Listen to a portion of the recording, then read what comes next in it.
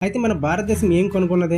మన భారతదేశం గణనీయంగా ప్రపంచానికి ఎటువంటి ఆవిష్కరణలు అందజేసిందో మనం తెలుసుకుందాం. మొదటిగా అంకెల్ని కనిపెట్టింది మన భారతదేశం నుంచే. అలాగే సున్నాని కనుక్కున్నది కూడా మన భారతదేశమే. అలాగే ఆర్యభట్ సున్నాని కనుగొనడం వల్ల అంకెలకే పూర్ణ వ్యవస్థని తీసుకురావడం జరిగింది. అంతేకాకుండా నంబర్స్ ని ఒక క్రమ పద్ధతిలో అమర్చి ఒక వరుస క్రమంలో నిర్మించినది కూడా మన భారతదేశం. ఒక అంకె పక్కన సున్నా చేర్చడం వల్ల అంకె యొక్క విలువ పెరుగుతుందని ప్రముఖ శాస్త్రజ్ఞులు అయినటువంటి బ్రహ్మగుప్తా గారు కనిపెట్టడం జరిగింది. అలాగే మన గణిత శాస్త్రంలో వాడుతున్నటువంటి సైన్, కాస్, టీటాలు వంటివి కూడా మన గణిత పితామహుడు ఆర్యభట్ కనిపెట్టాడు.